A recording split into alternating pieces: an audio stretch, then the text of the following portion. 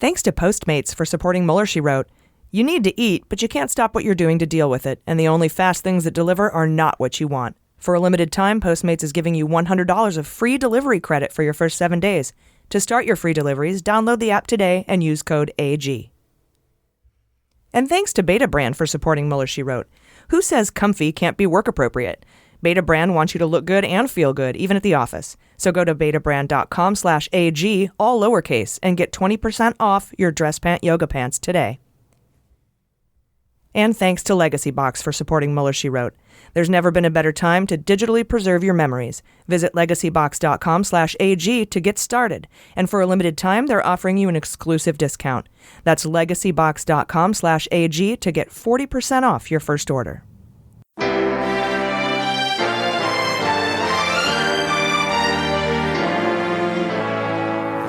So to be clear, Mr. Trump has no financial relationships with any Russian oligarchs. That's what he said. That's what I said. That's obviously what our position is. I'm not aware of any of those activities.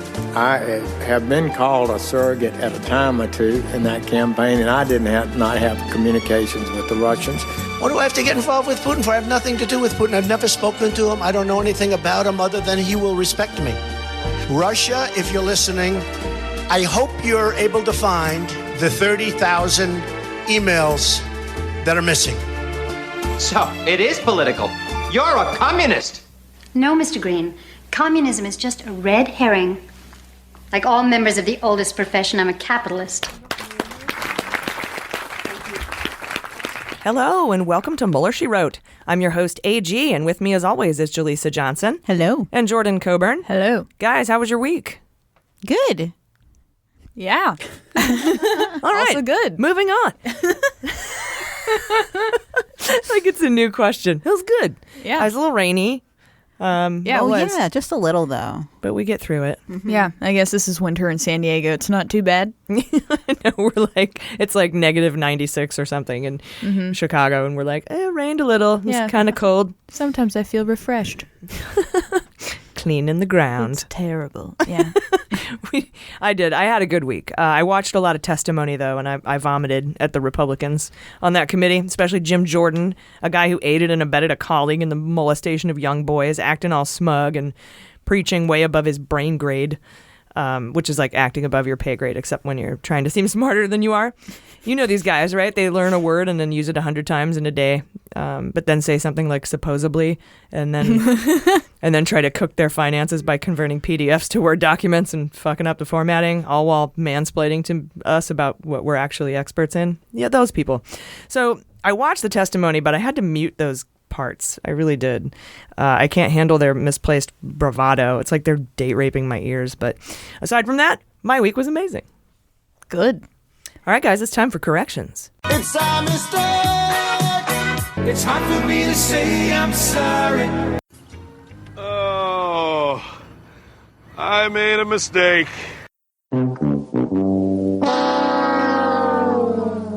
Nobody's perfect, least of all us. So last week I said Agnew was prosecuted in the Southern District of New York when it was Baltimore, home of the Ravens. And I knew that, so I apologize for conflating those two things. I guess I just had SDNY on the brain because there's talk that they might indict the president. So they were stuck in my head.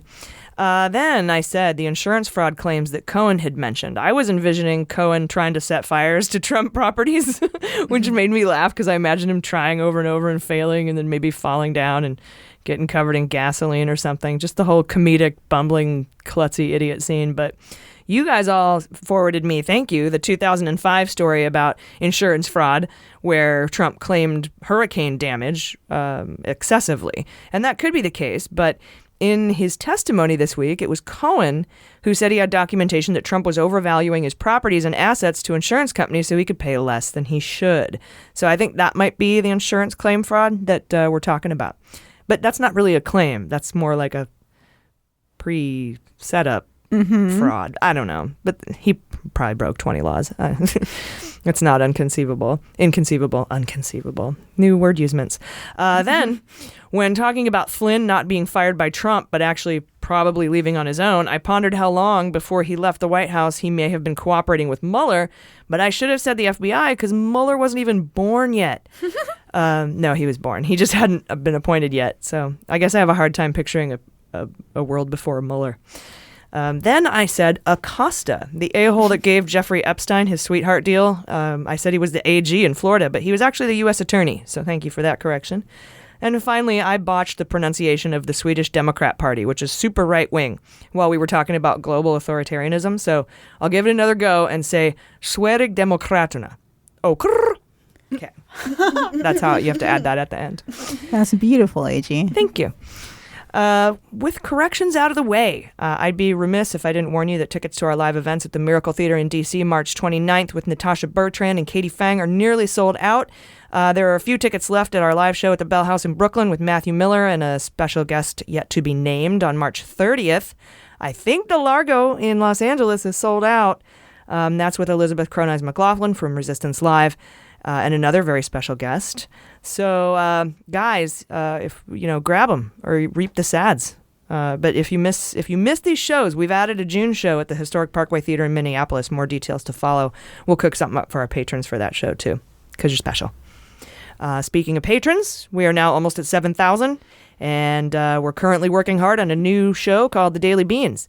If you're a patron of Mueller, She Wrote, not only will you get all the bonus episodes, ad-free episodes, the newsletter, my show notes, access to the closed Facebook group, and the Fantasy Indictment League, first listen to our book club episodes, pre-sale and VIP discounts on live events, and free merch, just lots of stuff.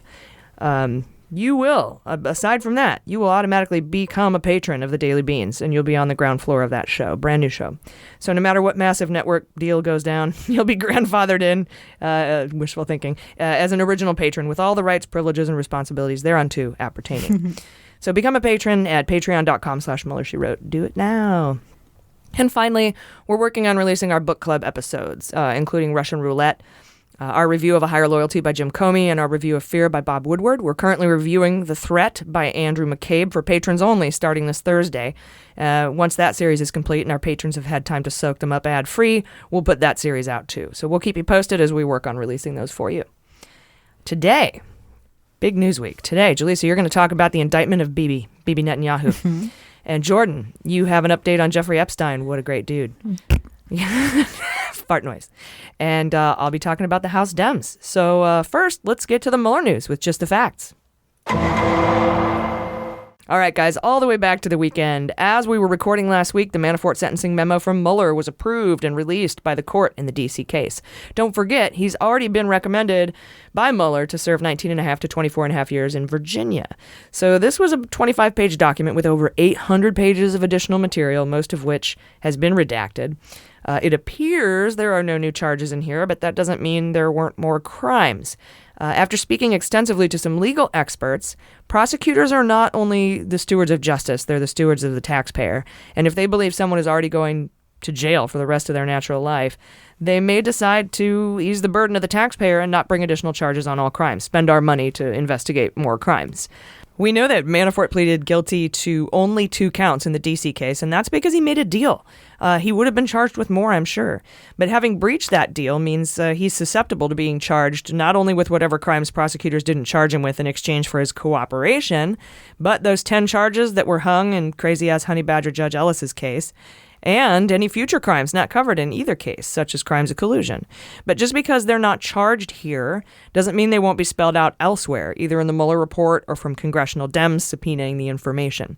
The demand from the public, I think, is too high for them not to tell us about it and tell us all, everything that happened. So look for that.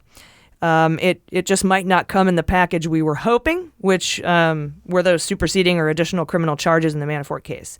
So the sentencing guidelines say 5 to 10 years in the D.C. case, but Mueller did not recommend his D.C. and Virginia sentences be served concurrently or consecutively.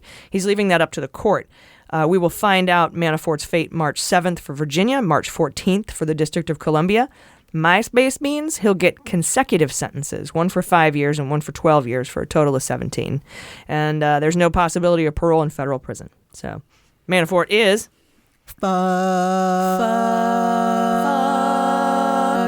Fucked.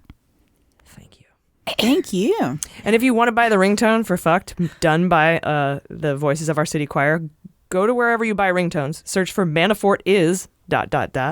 and all proceeds go to the Voices of Our City Choir here in San Diego, homeless choir. Really awesome work that they're doing. So thanks to those guys. All right, Monday, BuzzFeed got a hold of Trump's memo appointing Matthew fucking Whitaker and says it raises more questions for us about when he actually took over the DOJ than it answers. This is the Trump White House, so of course nothing can ever be clear or correct. But the White House and the Justice Department have previously declined to turn over the appointment memo, but BuzzFeed got it in a Freedom of Information Act request. The memo shows that Trump appointed Whitaker to acting Attorney General at least a day later than officials previously said was the case. As stated, the Department of Justice repeatedly declined to make the memo public, and now it seems we know why, because it raises more questions than it answers. As we know, Trump fired Sessions via letter. That was released November 7th. That letter was dated November 7th. And Trump tweeted the same day that Matthew fucking Whitaker would take over as acting until a replacement was confirmed by the Senate. The memo is dated November 8th and doesn't make clear when Sessions was out and when Whitaker's appointment began. Usually a memo like that will say, this ends 11:59 p.m. on this date, and therefore midnight this date, this starts. So Sessions left the 7th. The Whitaker appointment letter was dated the 8th, but the Department of Justice didn't mark receipt of that letter until November 13th. The problem with that, is that Whitaker started doing shit before the memo was stamped received by the Department of Justice. Like he and Kirsten Nielsen issued the asylum limitations at the southern border in that time frame. This is all part of an open and ongoing investigation into the appointment of Whitaker, who will be returning to Congress to, quote, clear up his bullshit testimony. According to the Washington Post, Nadler said Tuesday that Whitaker voluntarily agreed to come back and speak with the House Judiciary Committee behind closed doors. A date has not yet been set, but you better believe we'll be watching those beans, so stay tuned. We learned the day before that announcement that the House Judiciary believes it has evidence that Matthew fucking Whitaker was asked by Trump whether Berman would unrecuse himself to oversee the Southern District of New York investigations against him. So now they want to know if Whitaker lied to the Judiciary. They want to know if Whitaker lied to the Judiciary Committee when he said that at no time did Trump ask him for anything regarding the Mueller probe or any other investigation. So that's a little weird to me. You know what I mean? Yeah, totally. Yeah, it would. On one hand, it almost would. I know that like it looks bad and stuff, but asking, it's almost illogical to say that they didn't ask you about any of the cases, I guess. Sort of, right? You would imagine the president would want to have some sort of litmus test, I guess, and a direct way would be to ask about the cases. Yeah, and I don't understand why. What are you trying to cover up? Yeah, right. It seems like he's trying to cover something up, unless it is against policy to do that, and I don't know if it is specifically. I would say that. Mm-hmm. If it were against policy, I would hold the policy right up in front of my face and say, it says here, this is the policy. I mean, that's the whole concept in the government of CYA. We call it cover your ass. If there's a memo or a policy or something, you have it in your hand before anybody asks you any questions about what you did or what you're going to do, so that you have either that Office of General Counsel advice or ethics advice or OPM or legal whatever it is. You have that, policy in your hand when people start asking questions. Yeah, and if you're really good at the game, you get to make the policy first and then do whatever you want. Yeah, that's how you do it. Your ass is covered. Neil Katyal in the house, writing policy, kicking ass. I don't know. It just sounds like a weird movie trailer. Oh yeah, writing policy, kicking ass. All right, guys, we'll be right back. Hey, Mueller junkies, we want to thank Postmates for supporting Mueller, She Wrote. Other than your absolute best friend or maybe your hubs, who could you actually ask to bring you red wine at 4 p.m., sushi at 9, and like a breakfast burrito at 8 in the morning? Postmates. That's it. They're the ones. They're your personal food delivery, grocery delivery, whatever you can think of delivery service, and it's all year round, 365, 24/7, provided that the establishment's open. No more trips to the store. You don't even have to know where the store is. Postmates will deliver anything to you. So download the app now for iOS and Android for free and browse local restaurants and businesses near you and then track your deliveries. 24 hours a day, 365 days a year, Postmates will bring you what you want, and they do it usually within an hour. Anything you're craving, they can deliver. They're the largest on-demand network in the known universe. Known universe is the key there, with more than 25,000 partners and merchants. I use it all the time. I absolutely love it. If I'm just too busy to cook, or I'm too busy to go out to the store and get something because I'm writing, or I just got back from work or just got back from the gym, I use Postmates all the time. I absolutely love it. And the great thing about it is that it's fast food, but you can get healthy things from whichever merchant you want. Yeah, I love that I can get it on a rainy day and just be lazy inside. Yeah. Just relax and just magically have food appear at my door. Totally, to have a storm, because we've been having some rain here, and then just to get some ramen delivered to you, just delicious. It's hot and perfect, and it was easy. And treat yourself. You deserve to treat yourself, you know? Treat yourself. So guys, for a limited time, Postmates is giving you $100 of free delivery credit for your first 7 days. To start your free deliveries, download the app today and use code AG. That's code AG for $100 off, a free delivery credit for your first 7 days. Save the hassle, get the food you love, and get it fast. At Postmates with code AG. You'll be glad you did. Hey, welcome back. So, this week, Russian gun twat Maria Butina had a hearing, and her sentencing is being delayed another month because she's still cooperating with prosecutors. She will remain in custody, and since her sentencing recommendation is 0 to 6 months, she'll likely get time served because she's been in jail since July. Prosecutors have handed her passport over to ICE so they can expedite her deportation back to Russia when she's released. And we'll get another status update on March 28th. So that's kind of like, I can't tell. I don't know if she wants to go back to Russia or not, and how they're going to receive her. Yeah, I wouldn't want to go if I were her. I mean, we saw what happened to Nastya Rybka when she landed there. Mm-hmm. Yeah, definitely. I feel like Butina didn't make a whole to-do about it, though, like Rybka did, so maybe that will kind of save her, but she did get caught, and if Putin is anything like Trump, he doesn't like losers. Or rats. Mm-hmm. And she's been mostly rats. Fully cooperating that's a great point. with us. And we know she's Kremlin connected, so I wouldn't feel good about it. I'd be like, you can send me to anywhere else, literally. I'll go gladly. Canada? Yeah. Does Putin have children? I don't know if he's a human person. Yeah. I was thinking, it's like Butina is his daughter that maybe he just released out to go try her best to see disarray and chaos, and then she can just come home. And it's like, you tried. It might be part of it where, like, you can go ahead and cooperate. We just wanted to fuck shit up. Mm-hmm. Just come on back. We love you for trying. Yeah. I mean, because they're pretty untouchable basically all the time, except with sanctions that they're constantly trying to just get removed anyway. So they just don't give a fuck, really. Let's see. Vladimir Putin does have 2 daughters. Yekaterina and Maria. Butina. That's really funny. It's Maria Putina. Oh, is it? It is. That's cute. Interesting. I do think that's adorable. Are there photos of her? Oh, it doesn't look anything like her. I just love how the first name was like really hardcore and badass, and it's like Maria. Yeah, and Bob. Yeah. Yes, that was just a joke. For our journalistic integrity, I'm not seriously suggesting Maria Butina is Putin's long-lost bastard daughter. Kind of like how we were positing that Katie Hicks was one of the abortions that got away for Trump. Yeah. Yeah. Hope Hicks? Yeah. Remember we were like, maybe she's his daughter. Yeah. And that's why he wants to sleep with her. Okay. Then Tuesday, abortion that got away. That's terrible. But it's funny. And then Tuesday, Mueller wins again in the Court of Appeals when they found in his favor in the Andrew Miller case. As we all know, Miller asked the court to hold him in contempt, which it did, so he could appeal the constitutionality of the Mueller probe. The Republicans' Hail Mary last-ditch effort to stop the investigation, and they lost. Again. So much winning. Miller now faces jail if he doesn't testify to the Mueller grand jury, though he can appeal the decision en banc, which means to the full panel of judges on the appeals court, or he can appeal to SCOTUS. But put some beans on neither of those courts hearing this case and Miller being forced to testify. Keep in mind, Miller is a Stone associate, so we can rightly expect more indictments for Stone if the grand jury finds it has enough evidence to bring charges. Keep in mind, he's not been indicted for any crimes of conspiracy or aiding and abetting in the Russia probe, so it's likely about that.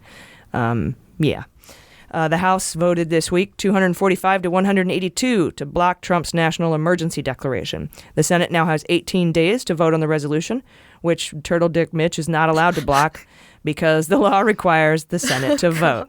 Does he have the dick of a turtle, or like how does this work? I'm just imagining his dick being like a turtle erection, kind of like comes out like a turtle, sort of. I thought that's very graphic. Is that what you meant? No. I don't know. It just felt right. It just had nice alliteration. I agree. Yeah. Yeah, it makes me think of the video of the turtle humping the shoe. Yeah. Really paints a picture for me. Yeah. I do really apologize for the mental images I made.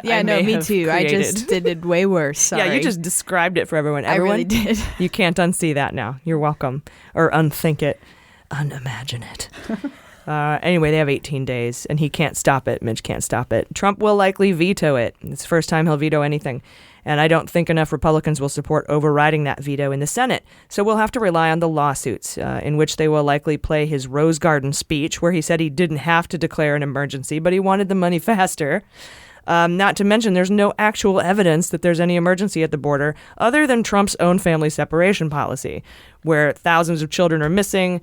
Many of them have reported sexual abuse. How many? It was a lot. 4,556, I think. Holy crap. Are there that many? Jesus. Mm-hmm. I feel like I don't even, you know what? It's a lot. Damn, that's a lot. Wednesday. NBC News wanted to make sure we all knew Weisselberg, the Trump org CFO, is not cooperating, as some news outlets have suggested. 3 people in the know have said that Weisselberg has provided limited testimony, and he received limited immunity for that limited testimony to the federal grand jury in New York about the hush money conspiracy that Trump's personal lawyer, Michael Cohen, is going to prison for, that Trump himself participated in. So, note from NBC, Weisselberg is not cooperating. Kushner, good old Kush, met with the Saudis this week, as anticipated, to discuss building a bomb. Mideast peace talks. Kush met with Mohammed Bonesaw on Tuesday in Istanbul, and it's his first face-to-face with MBS since he ordered the murder of Washington Post reporter Jamal Khashoggi. As we know, Trump is in violation of the Magnitsky Act right now, this second, for failing to report to Congress about his plan regarding the murder of the journalist by the Saudi crown prince. And in true Trump fashion, we have no idea what, if any, elements of the peace plan are between Israel and the Palestinians. Kush also is visiting UAE, Oman, Bahrain, and Qatar. That's his 666 Fifth Avenue sugar daddy, and Erdogan in Turkey. As we reported in recent weeks, Trump is still trying to cobble together the Mideast Marshall Plan to build reactors in Saudi Arabia, guard them with U.S. military installations, and, quote, recolonize the region in an effort to hand over nuclear bomb technology to the Saudis. Awesome. I'm so glad that the House is looking into this, by the way. Yeah, it's our only hope, really. It is. You are our last hope. If you're into Galaxy Quest. Then the Attorney General in D.C. I think you credit the impression. Well, I didn't write it, so. The Attorney General in D.C., the D.C. AG, subpoenaed the Trump inaugural. According to the Washington Post, Karl Racine, the Democrat Attorney General in the District of Columbia, has officially subpoenaed documents from Trump's inaugural committee. The subpoena was issued this Tuesday and carries a deadline of March 29th. March is crazy busy. The subpoena is in addition to a sweeping request for documents, a subpoena from federal prosecutors in the Southern District of New York and the state attorney general from New Jersey. So the inaugural now faces 3 demands for documents. Racine's subpoena indicates he's going to be looking into possible violations of D.C. regulations governing nonprofits, specifically whether or not Trump enriched himself at the expense of his inaugural fund, which is a nonprofit. We'll keep you posted on all criminal and civil cases against the Trump inaugural. So, 3 now. Damn. Cool. I have a question regarding the Fantasy Indictment League. Can the inaugural be a separate pick from, org or, Oh, you mean like to actually indict the Trump inaugural fund? Correct. Yeah, that's an entity that could be indicted. Cool. Yeah. I'm going to be indicted. Don't steal my idea. We'll see who goes first. That's true. I think it's me this week. Fate will tell us. Damn, I'm last. I'm doing it. No, I already have some. I make my own luck. You do it. Guys, we have an update in the secret subpoena battle between Mueller and the company from country A, which we think is the Qatar Investment Authority. At least I do. Either that or it's VEB or VTB, those 2 banks in Russia. We learned this week that they've racked up $2.25 million in contempt fines since they were found in contempt of court. Damn. They're the $50,000 a day ones. Yes. Yeah. A court order this week indicates that their $50,000 a day penalty for contempt could be boosted to accrue at a higher rate in the future, saying the government reserves the right to request an escalation of the contempt fines. Lawyers for the secret company from Country A have mounted a totally ineffective, completely illusory case against Mueller's team, essentially arguing that they are exempt from a subpoena because they're a foreign state-owned entity, and if they complied with the subpoena, they'd be in violation of laws of whatever country they're from. As of yet, there appears to be no movement on behalf of prosecutors to collect the fine, except that they were granted a motion to seize U.S. property belonging to the company. Remember, they have a U.S.-based office that does, quote-unquote, significant business. And that's currently... this company is currently now petitioning SCOTUS, Supreme Court, to hear their appeal, complaining that Mueller is assaulting their sovereign dignity. Okay. A decision from SCOTUS is likely within the next month. My beans are, they say, either we'll hear it and you'll lose, or we're not even listening. Yeah. Their pride will be the death of them. Yes. My sovereign dignity? Right. That's a bit like heady for a law. There's a little bit much assumed in those words. It's like, it is, right? It feels like some sort of corporate privilege situation. Right, like the sovereign part, sure, that's a law word. Dignity? No, not really. That's a little bit up in the air, I think. I lost my dignity. Yeah. That's too bad. Well, Thursday, we learned from the New York Times that Mueller's team got some exculpatory evidence in the Manafort case from Rick Gates about Manafort's meetings with Kilimnik. Exculpatory means proves he's innocent. So good stuff for Manafort. Gates came to him and said, hey, this, by the way, this. And he went and took it to the court because that's his job. He has to provide exculpatory evidence to the court. Rick Gates can do that? Yeah. Why? Doesn't that seem weird? Well, like if something popped up that somebody said or he had just seen or he hadn't thought of before, he could say, oh, I actually have evidence on behalf of Manafort for that. Yeah. It just seems like he's involved enough to where he shouldn't be able to like share evidence with him. Well, he's giving it to Mueller.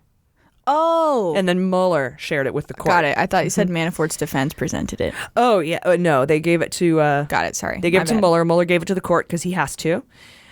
We don't know the details about the evidence. It was submitted, as I said, by the Mueller team to the court, but the court ordered that the evidence has no bearing on the decisions the court has already made in the Manafort case about his lying to prosecutors and breaching his plea agreement. It's unclear whether or not this new evidence could influence the sentencing for Manafort, which, as we said before, takes place March 7th for the Eastern District of Virginia with crazy-ass Honey Badger Ellis, and March 14th in D.C. by Judge Amy Berman. Miss Jackson, if you're nasty. In other Manafort news, his defense team filed a response to the Mueller sentencing memo Monday night, arguing that Manafort has been unfairly targeted by the Mueller team and should get less than the 10 years recommended in the D.C. case. The filing might as well have just said no collusion, really big on every page, because this document, they must have said no collusion in it like 20, 30 times. So this document is clearly a bid for a pardon. It's just got one audience member, and that's Trump. Manafort's lawyer, his lawyers didn't ask for a number of years, but said he should receive a sentence substantially below the maximum, saying, quote, this case isn't about murder or drug cartels or organized crime or a Madoff Ponzi scheme or the collapse of Enron or anything like that. And then they said about him lying during cooperation that he should get credit for accepting responsibility for lying during cooperation. And then they argued if Mueller had never been appointed, there's a good chance Manafort wouldn't have faced criminal charges, saying that since Mueller didn't charge him with collusion with the Russians, they should go easy on him. Wow. That's the most ridiculous thing ever. And yeah. They can't do this in the other case because his plea agreement, breaking his plea agreement, disallows him to argue for against the sentencing recommendation. But this one, it's just a big love letter to Trump. Please pardon me. There was no collusion here. I'm awesome. And it's not like I murdered anyone or did an Enron thing. Right. I gotta say, A for effort. And that, it gives me an idea. We could sell like little stamps that say no collusion. We can just stamp on paper, like confidential, you know? So I like that. Would you? Yeah. Anybody want a no collusion stamp? Yeah. I turn it in on my homework. No collusion. On everything. Just very insecure about your dignity. My checks. Your my sovereign dignity. You insult my sovereign dignity. No collusion when writing my rent check. That was almost Yoda. Yes. But basically what they're doing then is saying that you're giving us such harsh sentencing because your motivation is political and you're punishing us for something that's unrelated to the actual charges. Right, to some or degree. Kind of, yeah. Or I felt it seemed more like they were arguing you didn't find any collusion. So, and that's what Mueller's job is to look for. So this is just all incidental, terrible federal felonies that carry huge sentences. But he shouldn't get all that time because if Mueller didn't even exist, he'd be still getting away with crimes. Right. And it also sounds like he's suggesting that they'll impose the maximum length of the sentence when it's those more carnal crimes, I guess, like murder. Manu. Yes. He didn't say rape. So maybe there's something that we don't know. Wow. Enron, Madoff. That makes sense. Rape would be included in the charges that don't typically get sentenced to their full degree. That would make sense. But his crimes are exactly like in the same ilk of Madoff and Enron, just super rich, privileged a-holes getting extra greedy and bilking the taxpayers. Definitely. It's like, how do you not... This isn't like other white-collar crimes. This is whitey white, extra white-collar crime. Right. And so he should get less time. And that rhymes. Yeah. Heck yeah. I think there's like a moral discrepancy sort of in people's heads about if someone gets charged for a white-collar crime versus a blue-collar crime. Like some good old murder. Just some classic murder. Classic B&E. Right. Yeah. It's like getting sentenced to prison seems to be more of an eye of an eye punishment, whereas if you commit an act of like a white-collar nature, it's like, all I did was type in some different numbers, it's not that bad. And then it has to but it has to translate into something. Yeah. And it's a physical thing like that. It's unbelievable what he thinks he should be able to get away with. And just that whole, if Mueller was never appointed, I would have gotten away with it if it weren't for those pesky Mueller people, for those pesky angry Democrats. I wish you were never born, Mueller. Like, holy wow. He's like, I would have just kept on grifting if he would never have existed. And I think that's kind of his main point. His main point is like, hey, man, he was supposed to look at collusion with Russia. I didn't do any of that. He happened to find all these other things that I did. That's not fair. I should get less time. Yeah. You're not accidentally finding other people's crimes.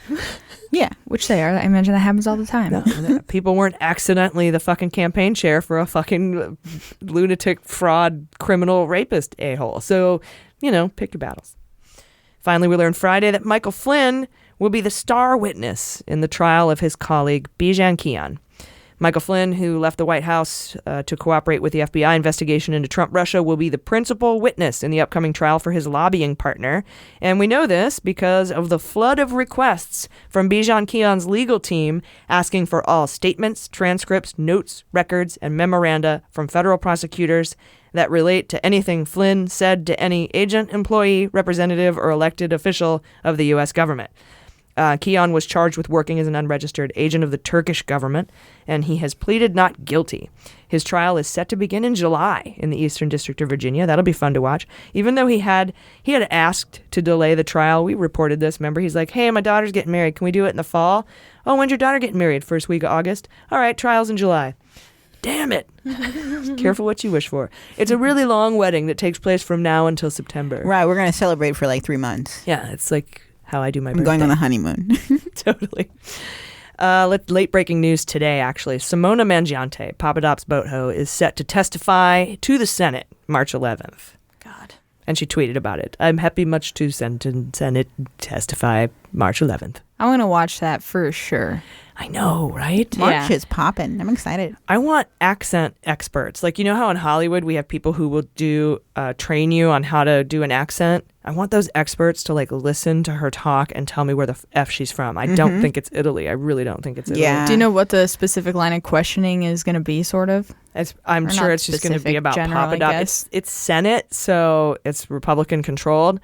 So there'll probably be a lot when the Republicans are asking questions. It's probably going to be like trying to downplay Papadopoulos' role in this whole thing and how there were plants in the FBI to come after him. I don't know if she's mad at him right now or not. She was a while ago. Because if he's cheating on her, she might.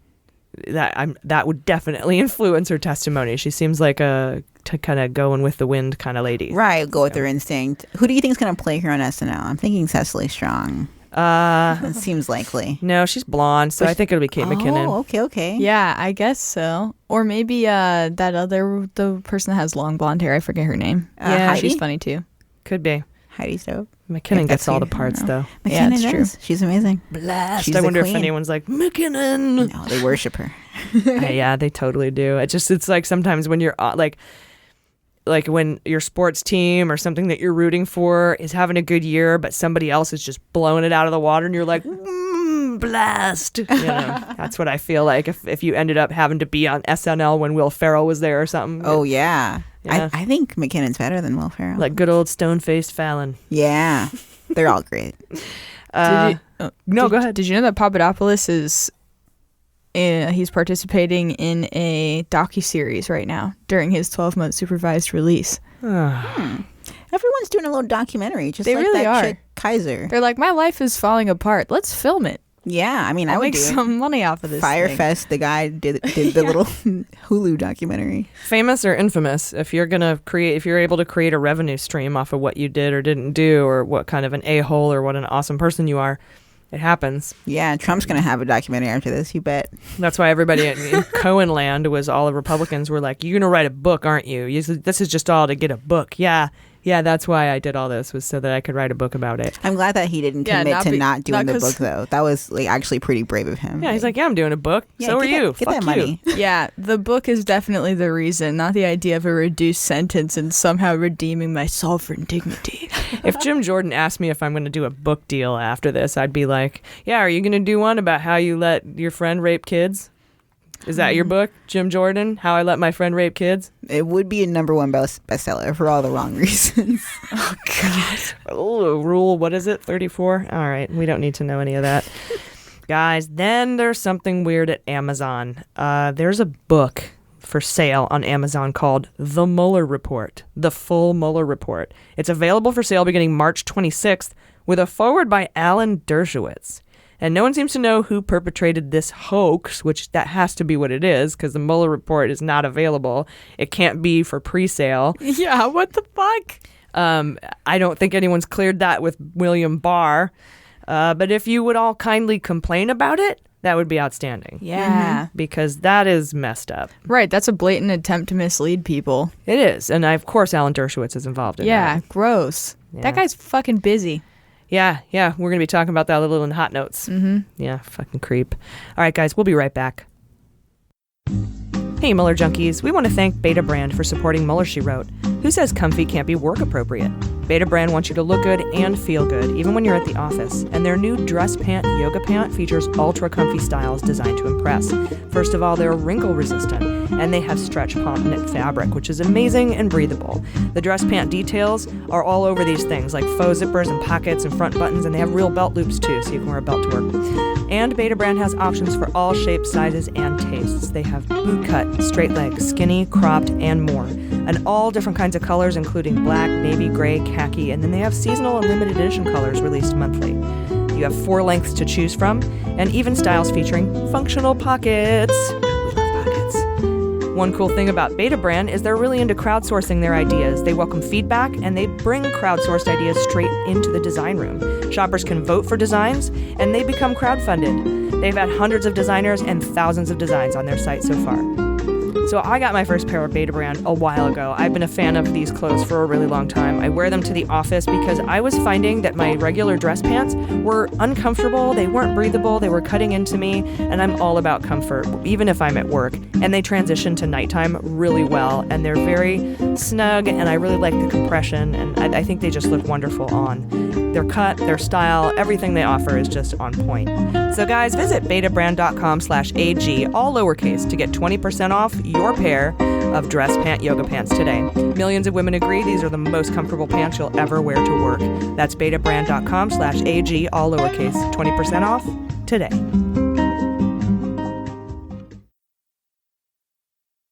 All right, welcome back. Hot Notes. All right, guys. Jordan, you have an update on Jeffrey Epstein. But first, Jaleesa, tell us what happened with Bibi. Yeah, on Thursday, Israel's Attorney General announced that Prime Minister Benjamin Netanyahu, or Bibi, will be... Netanyahu. I remember those. Yeah. That was definitely throwbacks. Lobbied for by the Israeli government. 100%. I think that's current. That's probably like really old. But it's nostalgia, so I like it. So Bibi, damn it, that's nostalgia already. It is definitely. It came out like 2000, I think. The Cure has been coming up on my easy listening station, but they're and I'm classic. like, timeless. No. Okay. Like, I raged so hard to them. Get in, loser. We're going crying. I love it. So Bibi will be indicted on corruption charges for 1 count of bribery and 3 counts of breach of trust. So kudos to Israel for being ahead of us on that one.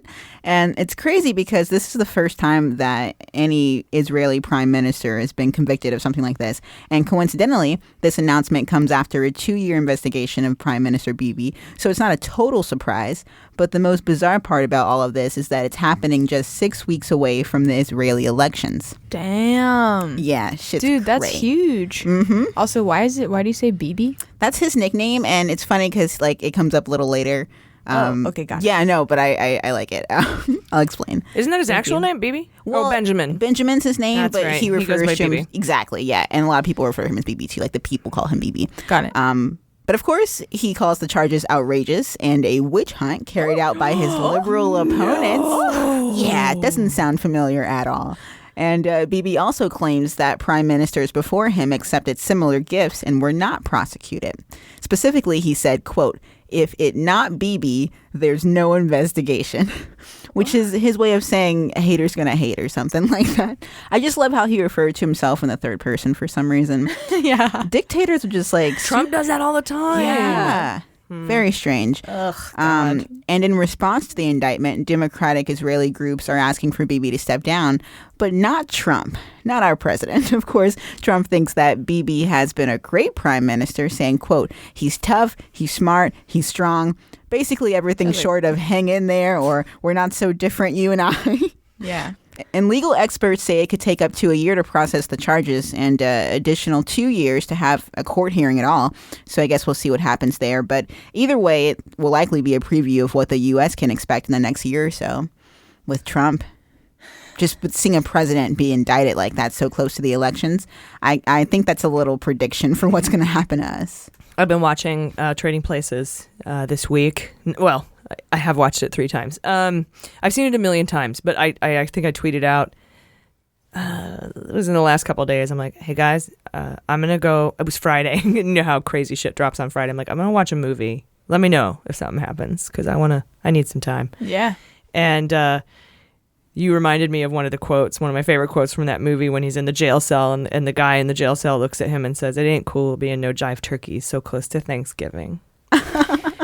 And that's just fantastic. That's beautiful. I can't wait to use that in my real life. Yes, absolutely. We got an email yesterday from a listener named Inbar, who's a journalist in Israel, and they wanted to say something about this story. Yeah, this was an incredible email. If you want to just read the whole email, I got permission from him to do so. Totally. Because it really, it made me so grateful.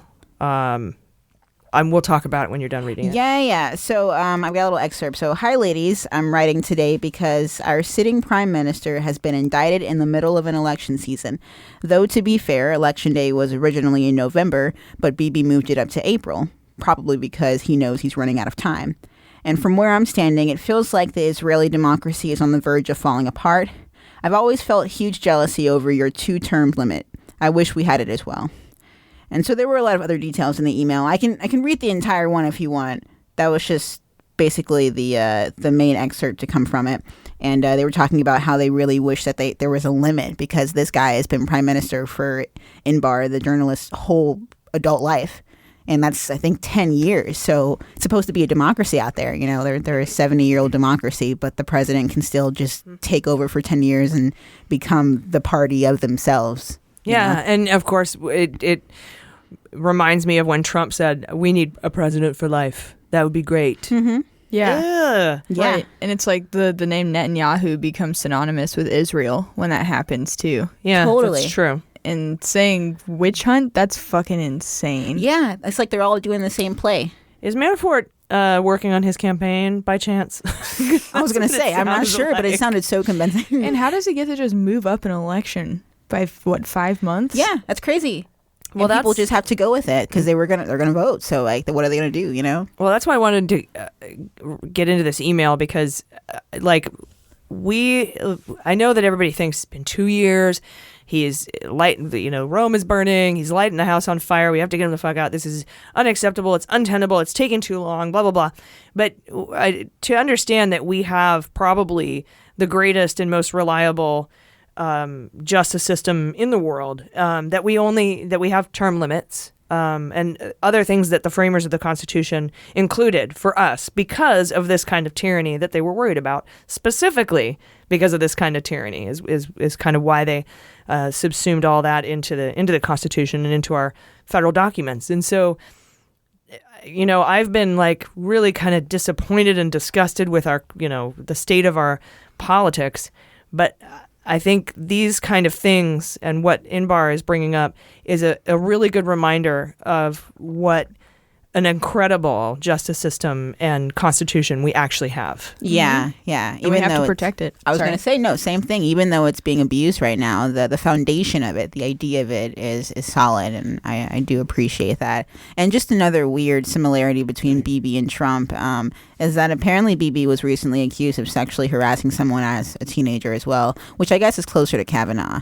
But it's just there's so many weird little characteristics that come with these type of dictators, and just seeing it in our own president and knowing that we are a democracy, but it could be an illusion if we don't protect it. Yeah, and you can burn down the house, but the foundation remains. Mm-hmm. And that sadly might be what's happening right now. So grab your cat and your documents and get the fuck out. But the foundation will remain. And if you ever watch HGTV, the country's got good bones.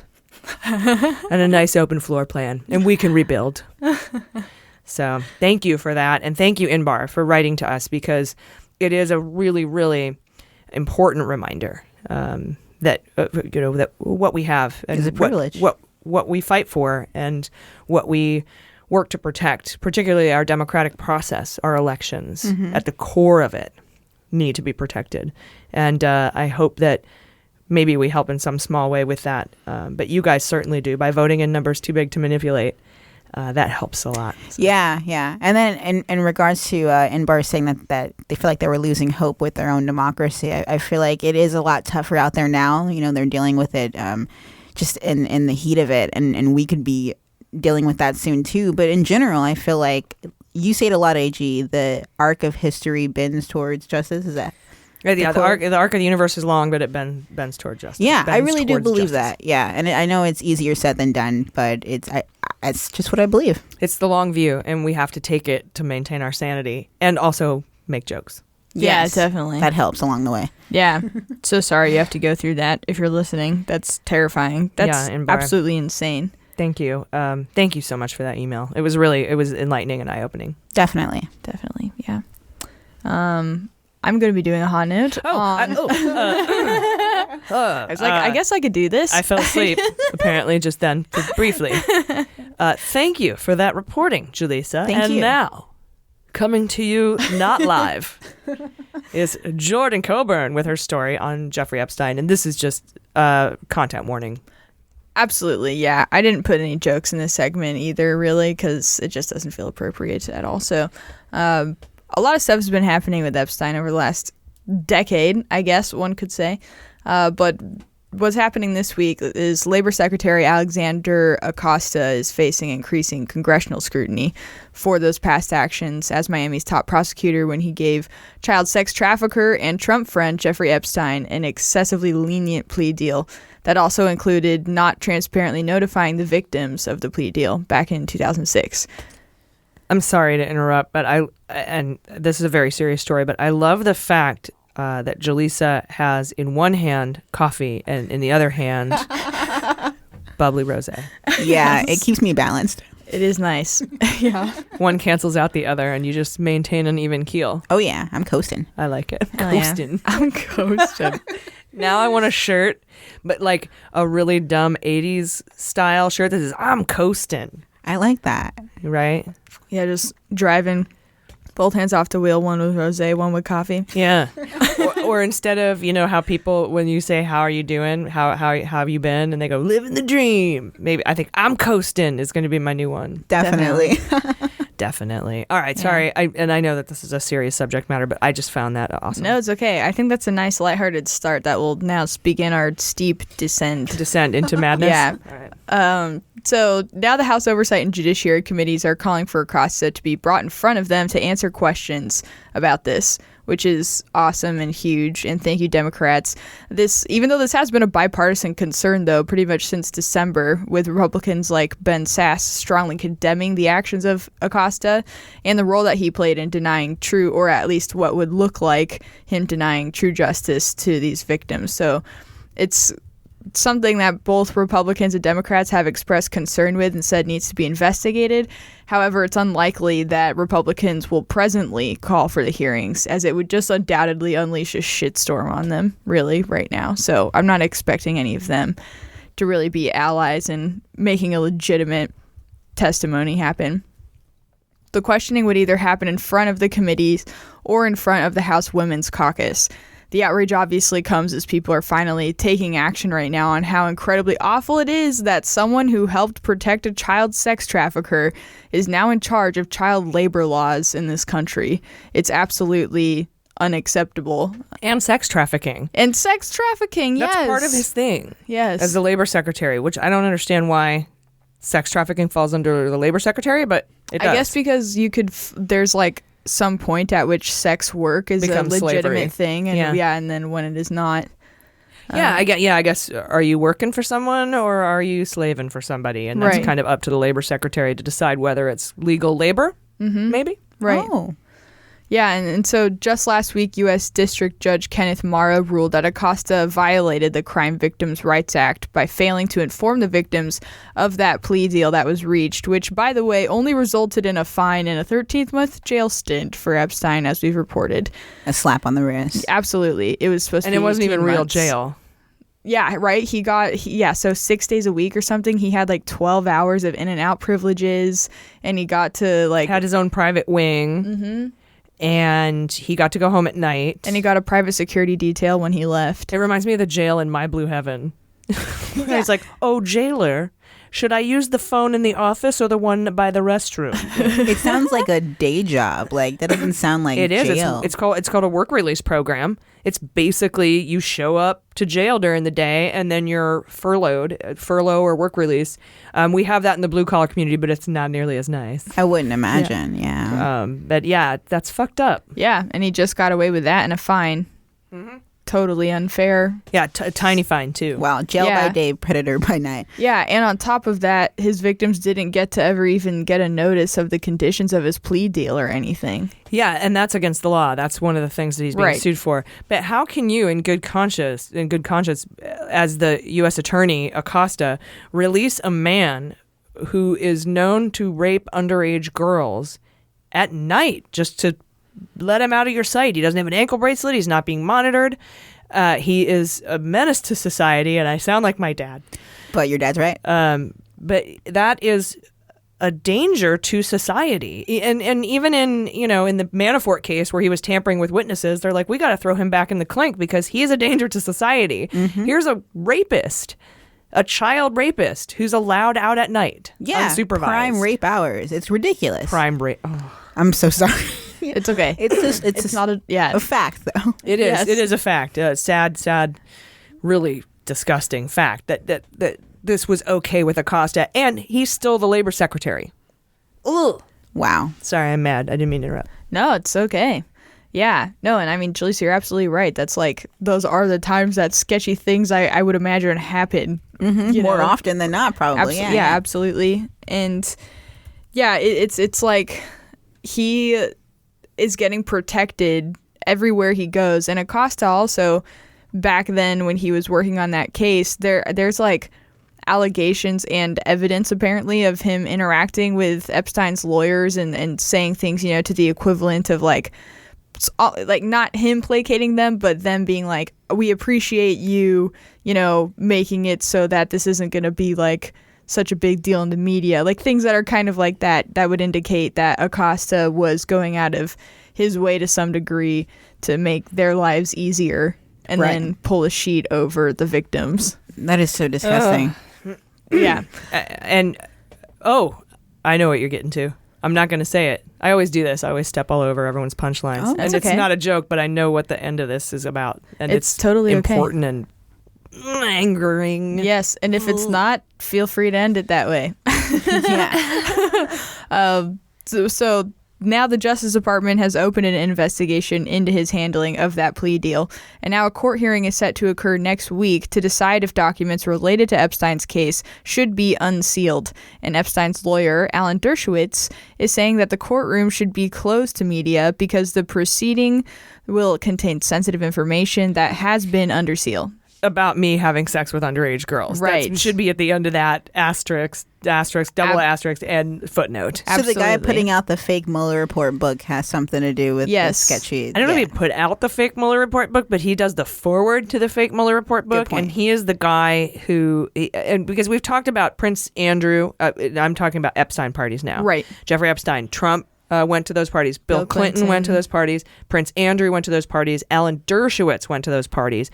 So, why does Alan Dershowitz want the press not to be allowed in those courtrooms? Yeah. Yeah, I wonder what his motive would be. Yeah, one of the victims' claims was that at one point in time, Epstein directed her to have sex with Dershowitz. So there's even claims. And that has been litigated previously and stuff, those claims, because they've denied them. Wow. I'm pretty sure they've been litigated and they've denied them and tried to sue for defamation or something. Or the Dershowitz ones? Yeah. But I need to fact check myself on that.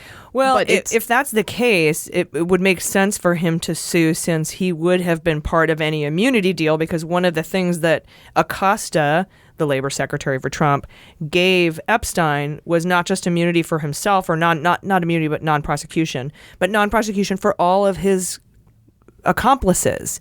So there were a bunch of old, privileged, likely white dudes who got non-prosecutorial agreements and immunity in that case, and I guarantee you Dershowitz is one of them. Yeah, it's just more of the same shit. It's just a bunch of people trying to protect the rights of these fucking child sex traffickers while violating the rights over the last decade of all of their victims. It's completely disgusting. I have no idea why he's allowed to even hold any sort of a legitimate space in a courtroom at this point, but I guess it's because there's no policies that would prevent it, I suppose. I feel like, though, if you're accused, I don't know, there has to be circumstantial evidence. Yeah, there has to be some level of a threshold for credible enough evidence that wouldn't get you in convicted, but maybe would not allow you to practice law anymore, or an indefinite investigation until it gets worked out, so at least it's an incentive to resolve it somehow. Right. It's like when a cop shoots someone and kills them and is allowed to just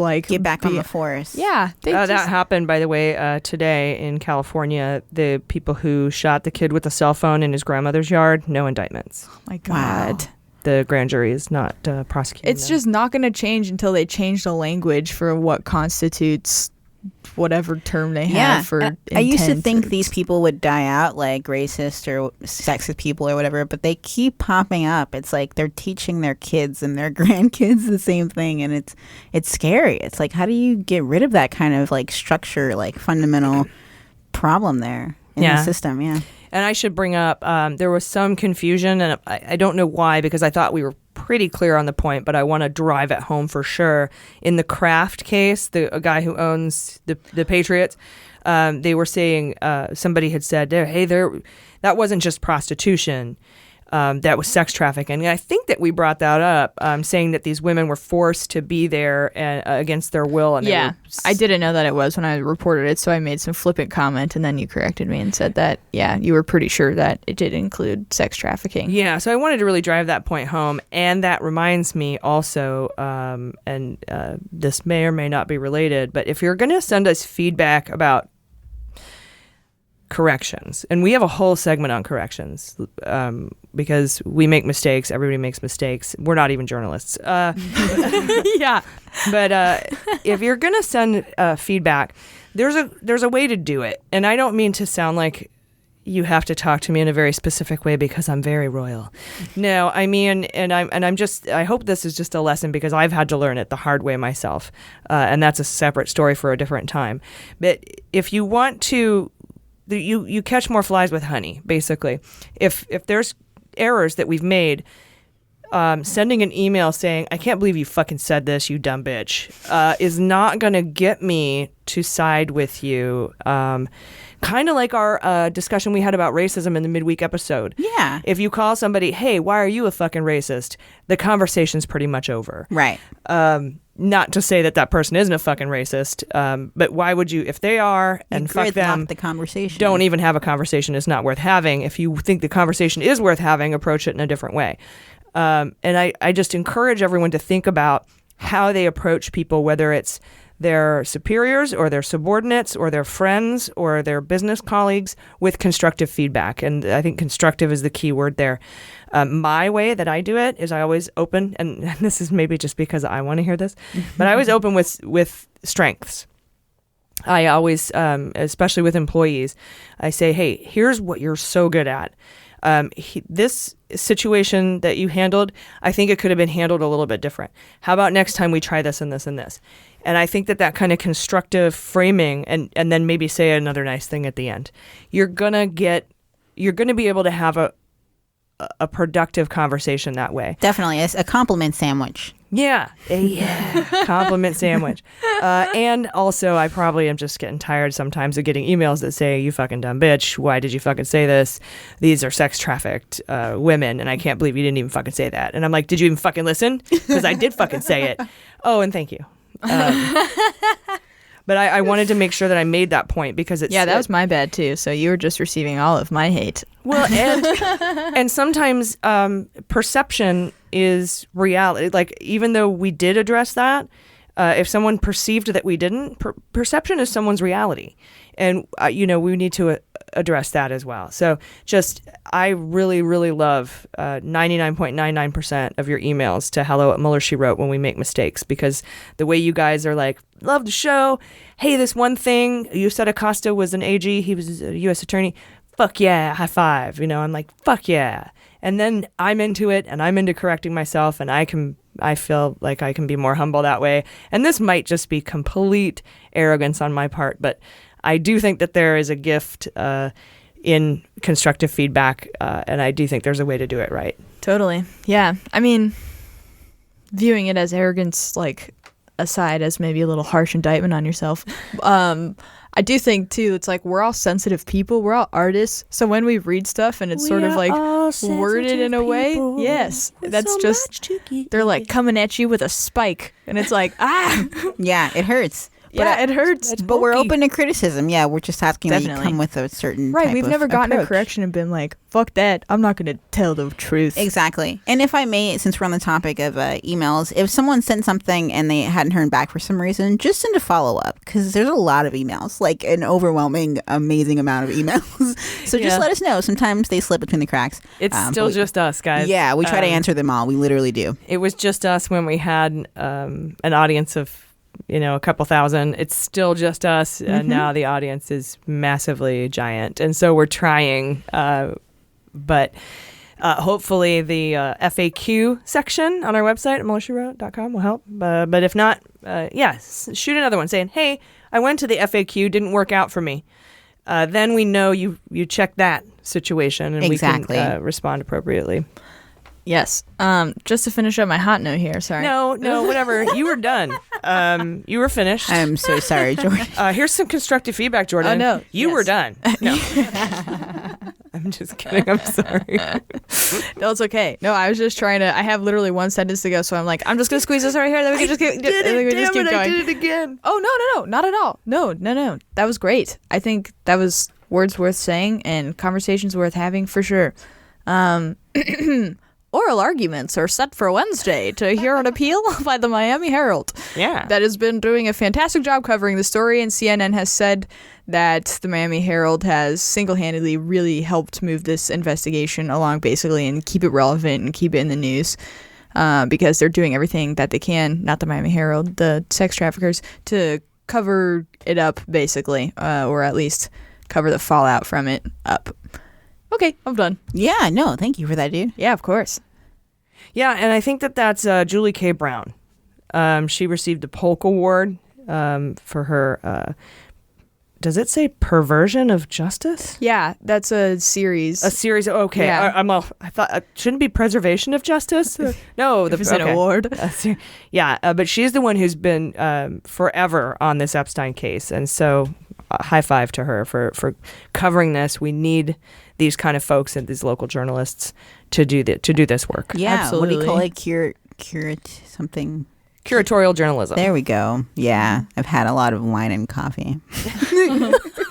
Supposed to cancel each other out. I know. It's tricky. All right, guys. Well, let's see here. Jordan, you'd spoken about the House taking up this matter with Epstein, and I want to take a minute as part of being grateful for our system of government. I want to talk about House oversight.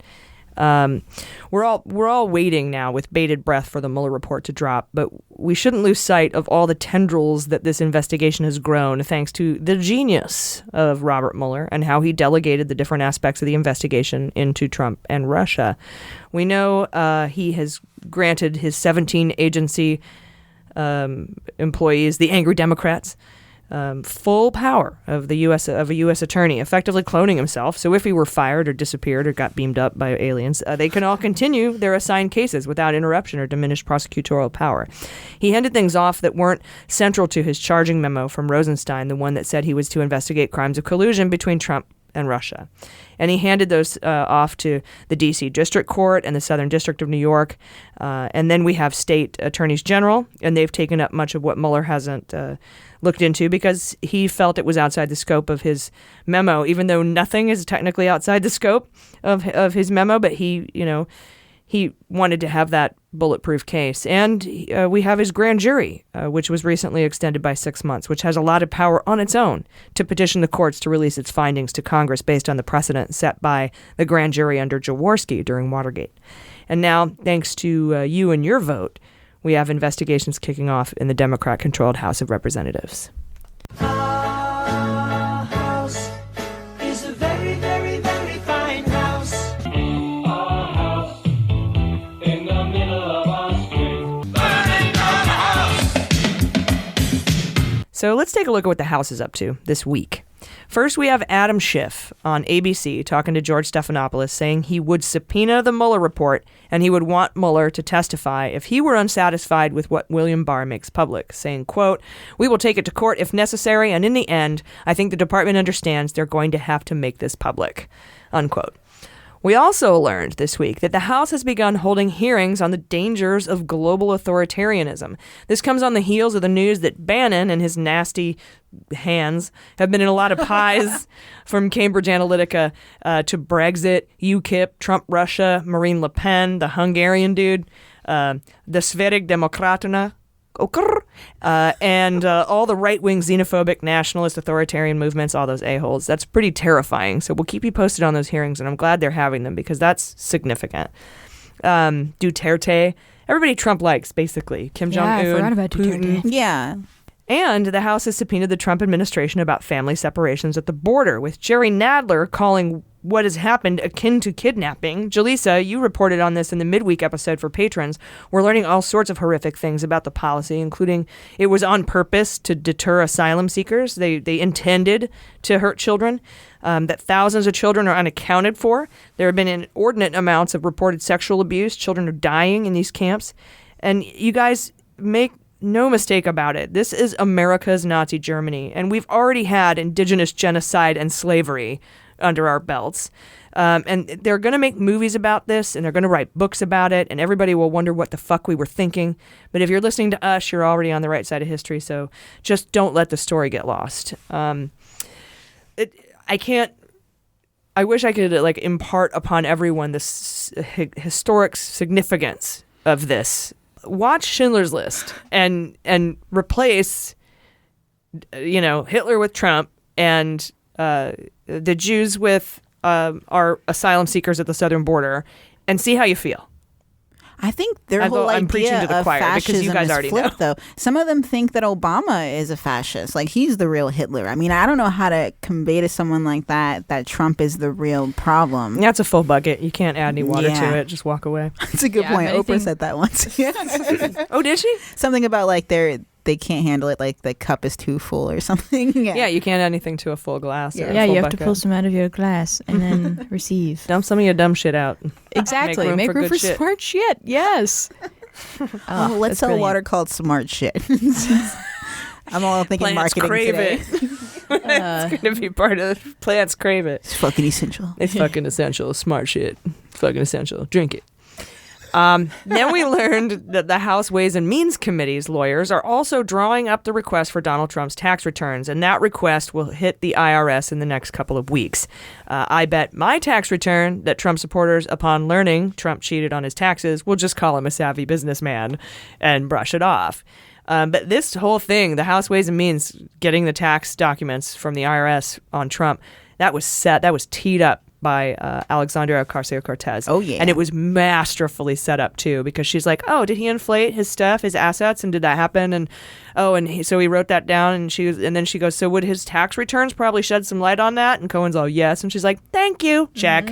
Very nice. And now they have reason from a witness to get his tax returns. Smart. That was just brilliant. Her whole line of questioning was fantastic. Also, Maxine Waters, Auntie Maxine, she has said that the House Finance Committee is currently working with Deutsche Bank to get the documents they want to see regarding Trump's finances. Mueller had subpoenaed Deutsche Bank, but then came under fire by Trump, who threatened to fire him, under fire literally. So Rosenstein blocked the subpoena to save Mueller's job. But the House Dems, they don't give a fuck. So they followed up on that subpoena, and they're already getting documents from Deutsche Bank. They're already working with Deutsche Bank. This is the same bank, by the way, Cohen testified Trump gave inflated asset valuations to in order to secure a loan. This is the same bank that's been fined hundreds of millions of dollars for money laundering. So that investigation will certainly be interesting, and that's happening in the House. Then, of course, there were the Cohen hearings this week. And Stephanie Miller and I will be going over that in more detail later in the show, in the interview. But the big hits from the public testimony Wednesday in front of the House Oversight Committee were that Trump committed insurance fraud by falsifying the value of his assets to avoid paying higher insurance rates. And he committed bank fraud by submitting those inflated numbers to get bank loans. That's a federal felony. That's exact same crime Manafort was found guilty of by a jury of his peers, and the exact same crime he'll be going to jail for. We also learned that Cohen has documentary evidence showing Trump paid off Stormy Daniels. Well, paid off Cohen for paying off Stormy Daniels, who did it with a home loan, thereby committing a campaign finance felony. We also learned Junior signed some of those checks as well, and so did Weisselberg. And now we know the House is calling Weisselberg in to testify next week. And there's likely also documentary evidence that Junior lied to Congress about Trump Tower Moscow, and Felix Sater, the guy Cohen worked with on the Moscow Tower project, has been called in to testify on March 14th as well. We also found out Cohen wrote nasty letters to schools Trump went to and threatened them, saying not to release Trump's test scores and grades. And now every investigative journalist is going to go after those, and that's awesome. And Fordham University, where Trump went, has confirmed they got that threatening letter. They said, oh, yeah, we got a letter like that. I love it. Then there are a few peripheral investigations connected to the Cohen testimony. First of all, Cohen mentioned he heard a call between Stone and Trump about the WikiLeaks dump of hacked Russian material, which, if true, makes Trump part of the conspiracy. But because I think he said, oh, that sounds great. Wouldn't that be great? Boom, automatically you're part of the conspiracy. Because he had been told if the Russians contact you at all, you need to contact the FBI. Exactly. So not just the solicitation, but the acquiescence of being a part of that makes you a conspirator. Well, Stone, upon hearing that or reading it, he read the testimony when it came out before Cohen actually testified. Stone read that. He actually texted and emailed BuzzFeed and Vice News saying Cohen was lying, which seems to violate his gag order.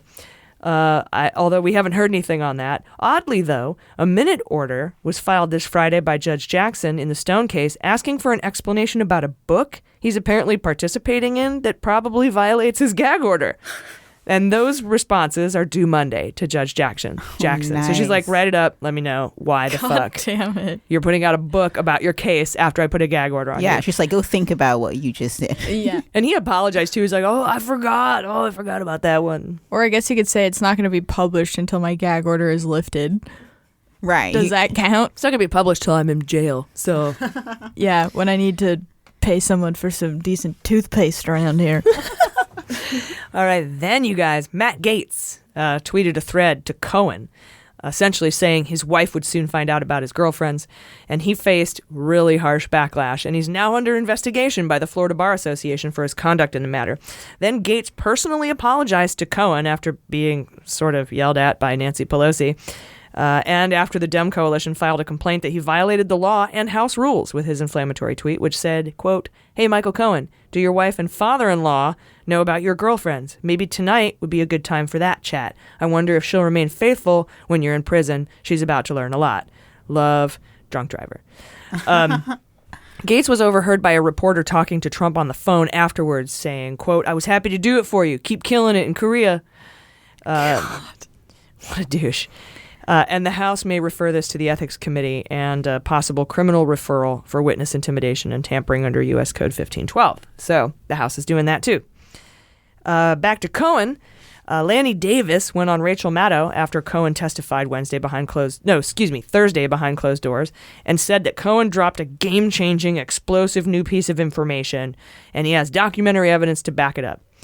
And then Maddow, we take what Lanny Davis says with a grain of salt. So Maddow had Swalls on there, Eric Swalwell, on Friday. He's part of the committee, and asked if Lanny was just blowing smoke up her ass.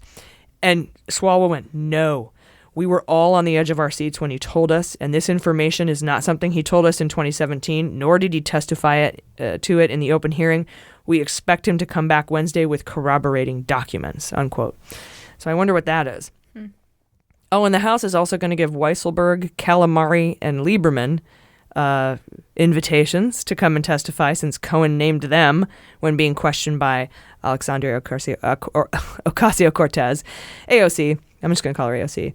And they want to bring in Ivanka and Jr. about the Trump work based on Cohen's testimony. So the House is looking into that too. And then finally, House Oversight Chair Elijah Cummings has written a sassy letter to the White House demanding internal memos from John Kelly and Don McGahn that allegedly show that Trump ordered Kelly to give Kushner and others a security clearance despite the FBI and CIA strongly recommending against it. Ivanka claimed in an interview just 3 weeks ago that her father had nothing to do with her and Kush's security clearance. And Trump said in an interview in January that he didn't have the authority to do that. "I don't think I have the authority to do that. And even if I did, I wouldn't." Cummings says all documents related to security clearances are due to the committee by Monday, or on Monday. And the White House hasn't confirmed or denied either way, but Kellyanne Conway has moved the goalposts by saying, quote, "The president has the absolute right to do that," unquote, which he does, but why would you lie about it? But the best part here is Abby Lowell. That's Kushner's longtime attorney. He's done this 180 on the issue, saying first, he said, quote, "In 2018, the White House and security clearance officials affirmed that Mr. Kushner's security clearance was handled in the regular process with no pressure from anyone," unquote. But then Friday of this week, he said, quote, "Whatever the accuracy or not of recent news stories, we were not aware of, nor told of, any request for action by the president to be involved in the security clearance process." And then even later Friday, he amended his bullshit statement to say, quote, "Whatever the accuracy or not of recent news stories, Mr. Lowell was not aware of, nor told of any request for action by the president to be involved in the security clearance process." So Kushner's lawyer is slowly backing away as the House Oversight digs into the matter. He's like, "No, the process was followed." And then he was like, "Oh, we weren't aware if it wasn't followed." And he was like, "I wasn't aware if it wasn't followed." Yeah. Bye. Just moonwalking away. Moonwalking away. I love it. Like Northam. Exactly. So those are just some things going on in the House right now. So thank you all for voting and putting Democrats in power that are finally serving the interests of the American public by investigating everything that was outside Mueller's scope. And thanks to Mueller for staying well within his charge so as not to give any ammunition to Trump that would allow him to discredit his investigation. And thanks to U.S. attorneys and attorneys general for doing their jobs and the grand jury to investigate what Mueller could not. And grand jury, if you're listening, please petition the court to release your findings to the House Judiciary Committee. You have that ability. You have that power. And thanks to the Jaworski report, you have a roadmap and a precedent. And I don't think the Attorney General can say anything about it. We'll be right back. Hey, Mueller junkies. I want to thank Legacy Box for supporting Mueller, She Wrote. I actually used the legacy box to send all of my mom's photographs from all of the photo albums, and all of our VHS tapes and Betamax tapes of all of our vacations from when my dad was still alive. And we got all that together along with all the negatives my dad took, and we put them all in the box and we sent them away. And I did this mainly because my mom is moving out of her house and she's retiring and she's trying to consolidate her space and save her space. And also because I wanted to preserve these photos and memories, because sometimes tapes can become destroyed or get old, photographs can fade, they get lost, and they just aren't as easily accessible. So if you have a box full of photos or a bunch of old VHS tapes of vacations that you're unable to play anymore because you don't have a VCR or a Betamax, become the family hero. This is a wonderful Mother's Day present, and I know Mother's Day is coming up in May, and you can bring back all those lost memories, and you can digitize them so they're all in one place and preserved forever. So what you do is you send your legacy box filled with all your old home movies and photos, and they'll do the rest professionally, digitizing your moments onto a thumb drive, digital download, or DVD.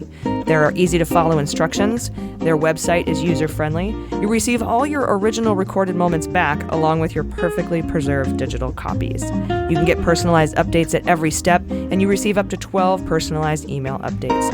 Over 450,000 families have trusted Legacy Box with their memories. They have over a decade of experience, and all the work is done by hand, right here in the United States of America. There's never been a better time to digitally preserve your memories, so visit legacybox.com to get started. Plus, for a limited time, they're offering an exclusive discount to our listeners. Go to legacybox.com/AG to get 40% off your first order. That's legacybox.com/AG and save 40% today. You'll be glad you did. All right, you guys ready for sabotage? Yes.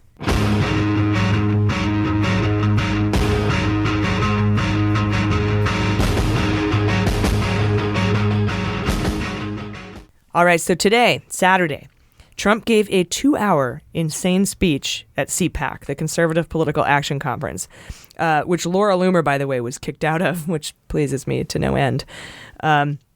And even some of the staunchest Trump supporters have said that this speech that he gave today is like the weirdest speech they've ever seen. First, he was sweating like a whore in church. We support whores. And he either had the meat sweats, like hamburger sweats, or maybe it was Adderall, or it could have been his nerve. Maybe he's nervous about the fact that his organization, his hotel, his foundation, his taxes, his inaugural fund, his security clearances, and his campaign are all under federal investigation, maybe? But he spent he was sweaty and angry, and he spent a lot of time bashing the Russia investigation, which we saw coming because he just failed spectacularly in North Korea, and the whole Cohen thing is all over the news. And so he basically said there's nothing to show for the Mueller investigation. Nothing. Just everything of mine is under investigation, but nothing to show. And after 2 years, he said they're coming up dry. He called it collusion delusion. Another Stephen Miller gem, I'm sure, because it rhymes. He called the investigation bullshit. He said there were bullshit. And he spoke to Melania. He said he spoke to Melania about firing Comey. And while I don't think anything will come of that, he just waived spousal privilege by saying that publicly, which is hilarious. But I don't think they'll call her in. I don't think, not that, to belittle her role or to belittle her. Yeah. But it's just, I don't think it's something. I think that was just an off-the-cuff remark that he lied about, and that's what's funny is Republicans are probably like, he's just making that shit up, and they're cool with that. So that was. Additionally, he said he was joking when he asked Russia to find the 30,000 emails that were missing. That was a new thing that he said today. I was joking, even though the Russians attempted to hack Hillary's emails within hours of him saying that. And this speech was a reminder that just because the Mueller investigation might be winding down, these investigations that have sprung from it are just getting going. And to quote Maddow, she said, quote, "Everyone told us this thing was winding down, but it looks like we're just getting started. So stay with us," she said. And I agree. Oh, yeah. Are you guys ready for the Fantasy Indictment League? Yes. I'm gonna be indicted!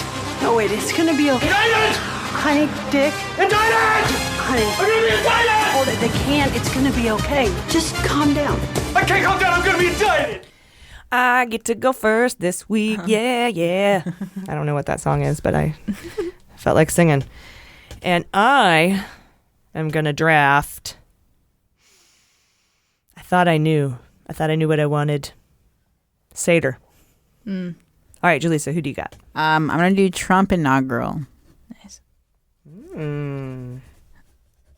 I'm going to do a superseding Stone. Old SS Stone. I'm going to do AMI. Nice. Weiselberg. Ooh, because he only had limited immunity, right? Right. Well thought out. Yes. Thank you. Indeed. I'm doing Assange.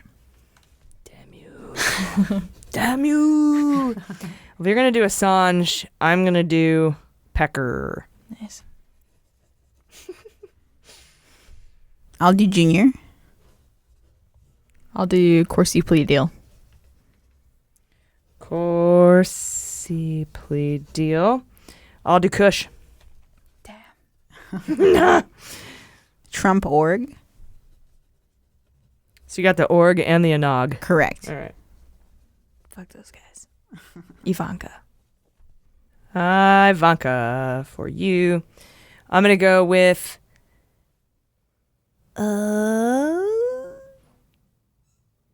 everyone's taken. Rando. Nice. Oh, bringing Rando back. Do I have one more, or what are You do have, we each have, you each have one more. I'll do Kaiser. Brittany Kaiser. Yes. Head of the Cambridge Analytica. Cam-Anna. Rando. All right, sweet. That is the Fantasy Indictment League for this week. If you want to play the Fantasy Indictment League, we do it on our closed Facebook group for patrons. To become a patron, patreon.com/MullerSheWrote. It's $3 a month. You get everything forever. And the new show, too. So check it out. So joining us today for the interview is the host of The Stephanie Miller Show. It's on Monday through Friday from 6 to 9 a.m. Pacific Time, 9 to 12 Eastern. And she she runs the Stephanie Miller Sexy Liberal Blue Wave Tour. Stephanie Miller. Stephanie, welcome to Muller, She Wrote. Hey, G, this is the greatest name of a podcast ever. Because I am old enough. Absolutely, me too. It was that and what was it? Facts of Life, I think, were my two things. So, yep. And so facts are important to liberals. And I think that was kind of a good building block for both of us. So let's talk about Cohen's week. What a week he's having. And as we all know, Cohen met behind closed doors Tuesday with the Senate Intel Committee. Then he appeared publicly Wednesday with the House Oversight Committee, which we all watched and ate popcorn too. And then obviously... Am I able to swear? Am I able to swear on this podcast? Fuck yes. Okay, because what a shit show that was. Oh my God. Republicans are such stumble fucks. They came completely unprepared. I mean, how many gotcha moments did they go for? And you're like, wow. Like, where are the boxes? What do you mean? In the really well? Yeah, we all watched it on television. And that's kind of my first point was the Republicans' behavior in this hearing, because at first they were just trying to postpone the hearing and not have it, and that was all tabled and motioned and all that stuff by the rules. And here's Elijah Cummings, who just took the gavels. Thank you, by the way, for your promoting Dems taking the House in November, because that is going to be a huge part of the Mueller investigation, or at least the investigation into Trump and his businesses and his crotch fruit. But didn't you think it during the whole thing, AG? You're like, thank God for the blue wave. This is what oversight looks like. This is what, some sort of normal America is supposed to look like. It's oversight. It's their constitutional duty. I mean, and how awesome was Cummings? How awesome was AOC? I mean, yeah, and all they were doing was basically slamming Cohen, which is what you do when you're guilty and you have no other defense, is you slam the witness. They didn't have any questions about Trump or Cohen's relationship to Trump. They just were like, "Aren't you a giant piece of shit?" And he's like, "Yeah, I'm going to prison next week. Thanks." Yeah, yep, you got me. I know, that was all they had, was he's a liar. He's like, yep, that's why I'm going to prison. That's why I mean, here's the reason why I think it just looks so bad, AG, is he has no upside to being there, only downside. He cannot reduce his sentence. He can only increase it if he lies again. He has absolutely no reason to lie. I mean, and here they are defending the president who's on record as what, 10,000 times having lied. Yeah, and I mean it's nuts. But you had mentioned something I wanted to talk about, which was AOC and Alexandria Ocasio-Cortez, and she actually masterfully she teed up the fact that the House Oversight Committee needs to subpoena Trump's tax returns. Do you remember that moment? Oh God, it was fantastic, and she was so like, yeah. So might it be a good idea to see his tax returns? Oh, okay, thanks. Like she's the one person. There's not an attorney. She's 29 years old, and she set the table for not only getting his tax returns, but for bank fraud, wire fraud, insurance fraud. I mean, it really was. I mean, I am so inspired by this young, multicolored female blue wave that we created. That it is just, you know. And she's basically living rent free in their heads, and it's fantastic. Oh my God, a right wing friend of mine just referred to her as that little bartender girl from the Bronx, and I'm like, what's wrong with bartenders? Do Republicans not have a good time? Is that like, I don't understand. Yeah. But seriously, and I mean, I when I went to college, I put myself through college bartending and waitressing, and now I'm a PhD. So suck it, like that's how we make money. Suck it, like that's how we make money. I was like, I was the worst cocktail waitress in the world. And honestly, I would take the word and the ability to gauge people from a bartender or a waitress way ahead of somebody who went to Exeter and Harvard and didn't really have much of an interaction with regular people. So yeah. No, I was going to say, first of all, the Republicans during this hearing, they were yelly, they were rude, they were angry. They had nothing substantive to say. They just attacked Cohen. And again, they didn't ask any questions about Trump. And Cohen actually pointed that out. He said, I find it interesting. All of your questions are about me. I've already been convicted. We know what I've done. The hearing is supposed to be about Mr. Trump, yet none of you have asked me one question about that. And so he's sitting there. Probably the coolest thing that came out of this is when he said that he wrote threatening letters to Fordham University, Wharton School of Business, and his high school, Trump's high school, threatening them, basically saying, you better not ever release his grades or his standardized test scores. And now what's hilarious is that every single journalist in the country that's worth their salt is going after those grades and those SAT scores. And I think we're going to find out what they are. Right. You're like, oh, just how shitty are they? Here's my theory, AG, is I think he obviously, like for his entire life, he probably welched on the kids that he hired to take the tests for him. Oh, that's hilarious. So you think he hired people to take his tests for him and didn't pay him? That's probably totally true. And I mean, we all know that Maria Butina was a college student and that Paul Erickson was paying for her tuition and also paid people to take her tests and go to class and take notes for her so that she could use that as a cover. I'm sure it's the same situation. Isn't that every love story, really? Totally. So Cohen also said a few interesting things besides handing over. And here's what it is. Nobody's going to believe a word Cohen says. And that's totally fine because he is a lying piece of shit. And my favorite part is when Trump comes out on Twitter and says, Cohen is he's a liar, he's a lying liar, he's a piece of shit. And I'm like, you hired him. He was your lawyer for 10 years and he ran the RNC. He was deputy finance chair of the RNC. But, good on you. Only the best people. Yeah. But what's interesting is that, and what's going to be really important here is not what Cohen says, but the documentation, the documentary evidence he can lead people to. Mueller has that. You know that he's not just going off Cohen's word. There's got to be other evidence, and I'm sure there is. I mean, and the thing I love, they're the stupidest fucking criminals in the world. Did you see that Hannity probably has opened himself up to a subpoena now because he had Trump on last night? And Hannity said, I had a private conversation with Cohen, and he told me that you didn't know, that he was just paying off Stormy Daniels. Well, as you do, right, AG? Who the fuck believes that you just pay hundreds of thousands of dollars to some porn star without Trump? Well, did you see now that they're getting Weisselberg to come in on March 14th, I think.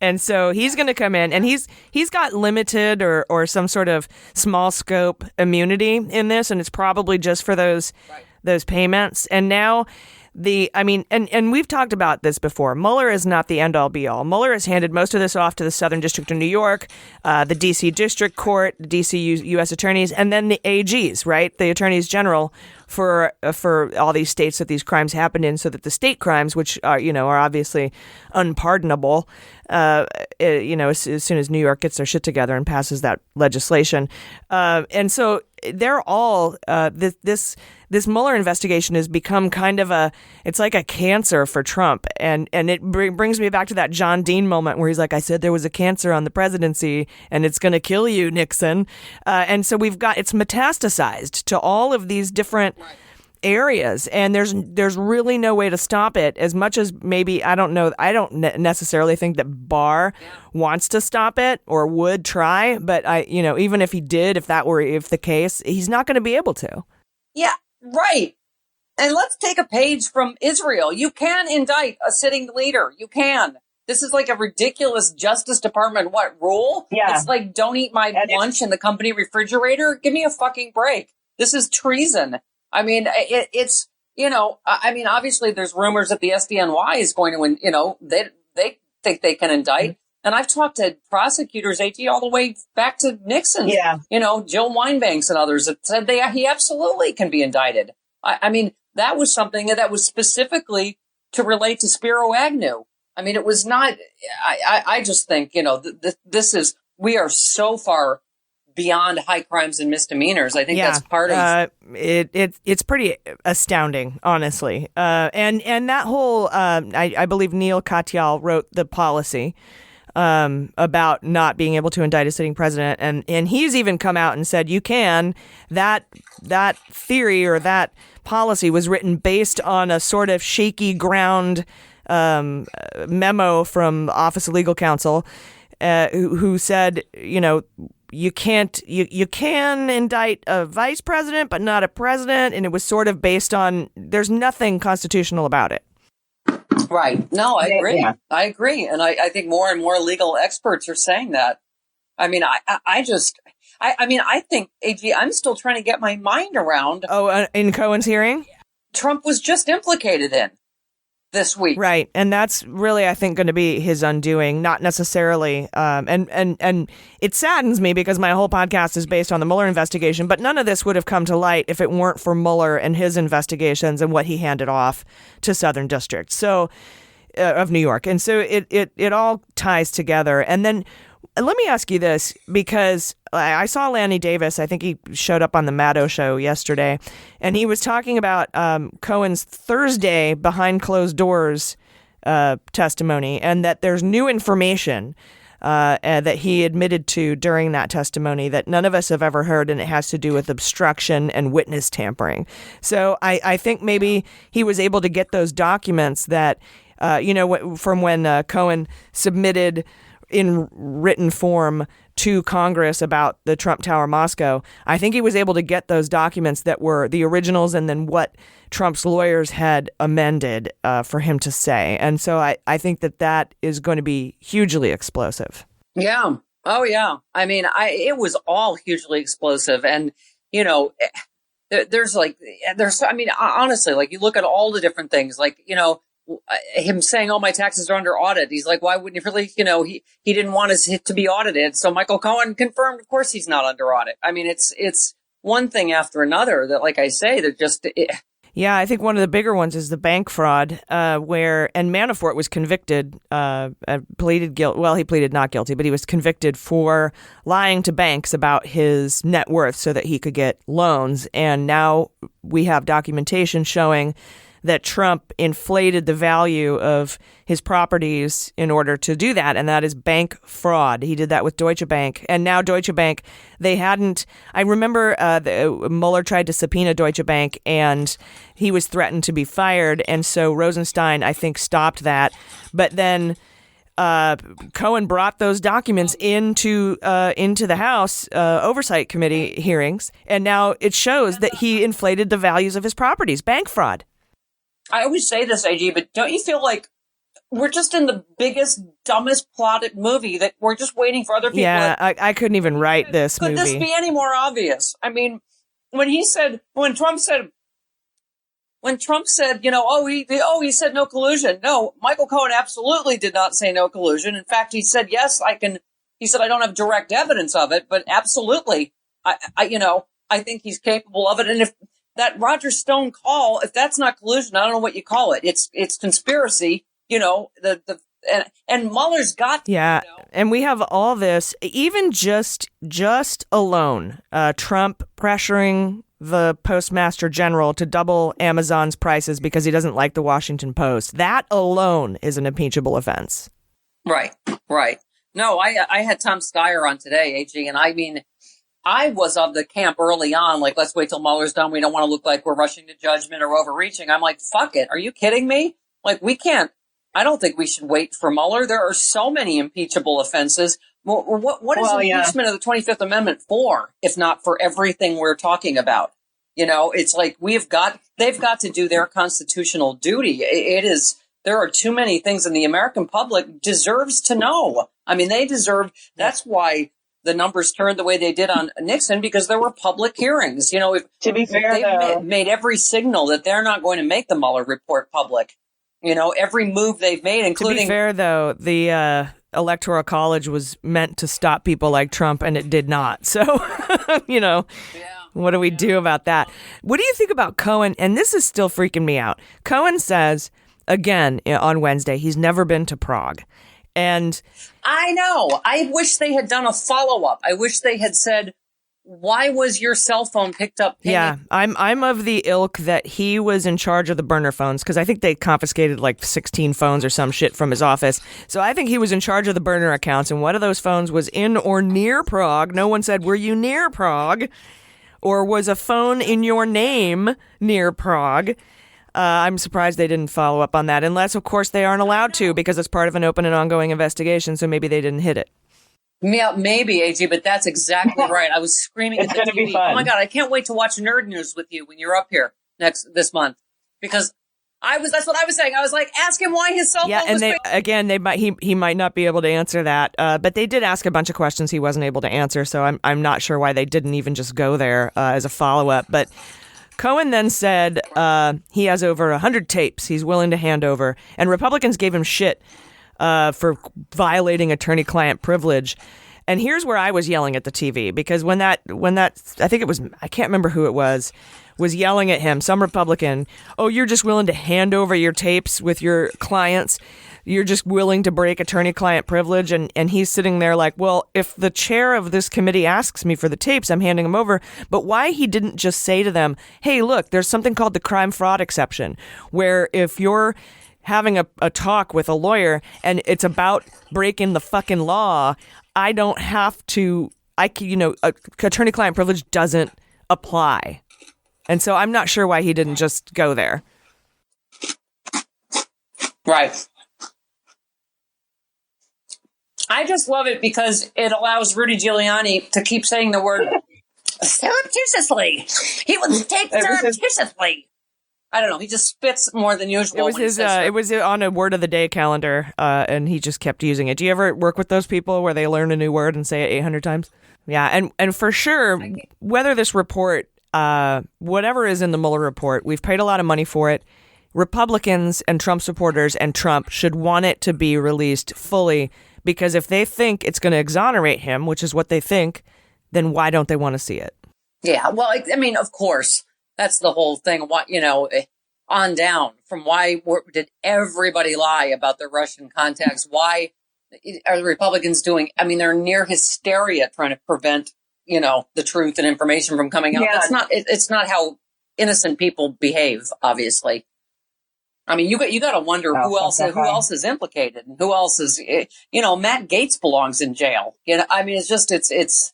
Yeah, and speaking of other people, Cohen, and you had mentioned Hannity earlier, Cohen said that he has tapes of other clients besides Trump, but they're part of an ongoing, open and ongoing investigation. So seeing as Cohen only had 3 clients, Elliot Broidy, abortion guy, and Hannity and Trump, that means either Hannity or Broidy are both wrapped up in some sort of other open and ongoing investigation, or he's talking about tapes maybe with Junior or Weisselberg or Eric or Ivanka or Melania. But in any case, I'm sure he wouldn't hand over tapes that weren't evidence of a crime.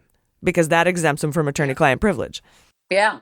Yeah. No, absolutely. I mean, I still think, AG, as much as we know, I still think, as we have heard, they know this is going to be devastating to Trump. When we get I think it's worse than even you and I probably imagine at this point. Because just think of look at what all we learned exactly 2 days ago. And I'm taking bets. What do you think his SAT scores were? Because he took him back on the 1600 when 1600 was a perfect score. I got like 1490 on my SATs. What do you think he got on his SATs? Like a 700, 730, 740? We're taking bets. We should put a pool together and do squares or something. I remember my high school boyfriend told me what he got on his SATs, and he's like, I got 900 on the vocab. No, total. I think it's like that. No, both of them. Oh my God. Yeah. That was the biggest shocking He only news. speaks at a fourth grade level. So what would a fourth grader get? He should be on Are You Smarter Than a Fifth Grader? Can we bring that show back just for a week to have Trump on there? Oh my God. Where he's just like, good God, he injures himself eating pudding with a spoon. I mean, it's like he's really, I thought it was so amazing how on the same day he's exposed as a complete con man and fraud by Cohen, there he is, with Kim Jong-un. Do we need any more evidence that he is literally the worst negotiator, the worst deal maker in the world? I'm just happy he walked away from whatever deal he was trying to steal headlines with. I was actually, good. He walked away from that. Should he have met with a murderous dictator, authoritarian asshole in the first place and given him a seat at the table? No, but at least he walked away and didn't, lift sanctions and make out with him or something. I don't know. They could have done a Beauty and the Beast like Erickson and Butna. They could have done a little thing. I liked it.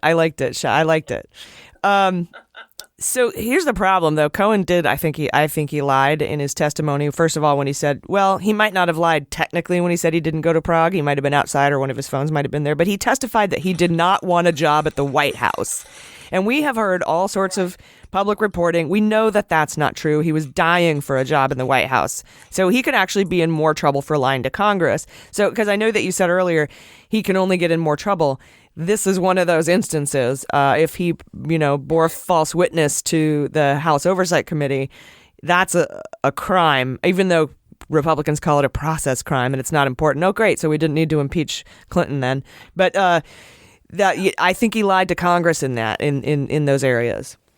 Yeah, but I mean, is that really like relevant to anything? Like, I feel like some of the potentially evidence he brought or of Trump's crimes, this really isn't about him. Like what? I mean, I don't know. I see what you're saying, but I'm going like, so you have to get inside his head and so much. There's so many other things. And then how about I think one of the best parts of this is after his opening statements and testimony were released the night before he went in front of the House Oversight publicly, Stone texted BuzzFeed and sent an email to Vice News about Cohen's testimony, saying specifically about what he said about Stone and the phone call. And I personally think that that's a violation of Stone's gag order. I tweeted that immediately, AG. I said that is, how is that not a violation of the gag? And you knew he couldn't help himself. I mean, it really, I can't. I again don't know why he's not in prison. Don't know why Matt Gaetz has not been arrested for witness, intimidation. And now you're referring to the phone call. Yeah, the phone call that was overheard by a reporter where, Trump called him from Hanoi and he's like, I was happy to do it for you, sir. You just keep killing it. I'm like, I guess he was referring to his spectacular success with the North Korea deal. And, Yeah, and he was hovering around. He was hovering around the committee. He was like walking through and giving mad dog looks. It's fucked up. Yeah, now he's groveling.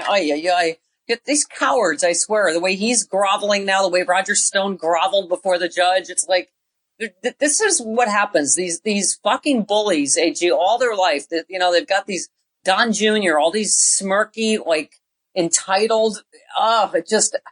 They all can't go to prison soon enough for me. Seriously, they're just the hubris and the brazenness. And I remember Dan Rather said, like, Roger Stone has always struck me as someone that just never thought he'd get caught. Well, and Gates, too. I mean, he's bought his way out of how many DUIs that his dad helped him with? Yeah.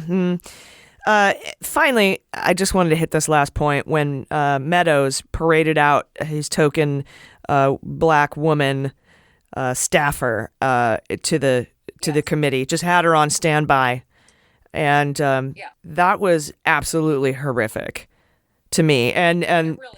And when he was called out on it, he was so angry, he was shaking, saying, I have black nieces and nephews. Like, you can't be a racist because your sister fucked a black dude. I don't understand. Just and she even said, just using that, I have a black friend, I have a black staffer, he has a black staffer, is racist in and of itself. And then to counter that with, I have black nieces and nephews, was just absolutely. I mean, it was. But I mean, they're just so tone deaf, AG, to the optics of it. The fact to have her just stand behind you silently, like a human prop, they don't get how fucking offensive that is. And to go, oh, you didn't hear Donald Trump say anything racist, so he can't possibly be, despite his lifetime of racism and racist comments and racist actions. I'm just like, and there's Mark Meadows on tape. I retweeted that too. Yeah, no, not racist at all, right? Just completely normal. Yeah. That was seriously one of the more horrific. Yeah. Oh, yeah. We're an upside down world. I do. We're in the upside down for sure. We've been talking about Trump taking off a mask and being Andy Kaufman at some point. Oh, I did that joke 2 years ago. Yeah, exactly. Oh, God. Stephanie, it has been a pleasure talking to you. I can't wait to come up and hang out and watch Nerd News with you. Thank you so much. And everybody, tune in to the Stephanie Miller Show. It's Mondays, 6 to 9 a.m. Pacific, right? 9 to 12 Eastern. Where can they find your show? So you can find my regular show on stations around the country. It's Sirius XM on the Progressive Voices app. Good God, iHeart app, the TuneIn app. And then the Stephanie Miller's Happy Hour podcast, AG is going to be doing with me this coming month. And that's available. It drops every Friday. And it's fantastic. My Happy Hour podcast with everybody from Martin Sheen to, Lily Tomlin, Carol Burnett. Excellent. I will be there with bells on and a glass of wine, and we will have a time. Exactly. You can get that wherever you get your podcasts. I love that I can call you up on a whim and we can talk about the Cohen hearings. I don't really have a friend I can do that with, so I appreciate it. I'm your girl. All right. Thanks, AG. I'll see you soon. All right. Bye. Bye-bye. All right, guys, that's our show. Thank you again so much for listening. If you know anyone who wants to stay up to date with all the investigations into Trump, send them our way, because I know we're Mueller, she wrote, but every single investigation that has sprung from the Mueller investigation counts. It's all part of it. It's all under the umbrella, the Mueller umbrella. So send them our way. And please subscribe on Apple Podcasts and leave us a rating if you have a chance. You can become a patron at patreon.com/MuellerSheWrote, and we will see you on the road. You can get tour updates at MuellerSheWrote.com, where you can also get t-shirts and mugs and hoodies and stuff, which is fun. So you guys have any final thoughts? Yeah, just reiterating everything you said. Apple reviews are fun to read. I love those. Yeah, and excited for the tour, definitely. Yeah, get your tickets if you're thinking about it. Yeah, I think we've learned our lesson for Largo. It's sold out, so get them fast. And yes, 1-star reviews are always fun to read, but don't make them. Yes, no, they hurt us. They do. All right, you guys, thank you again. Your support means the world to us. Be kind to one another, and we'll see you next time. I've been AG. I've been Jaleesa Johnson. I've been Jordan Coburn. And this is Mueller, She Wrote.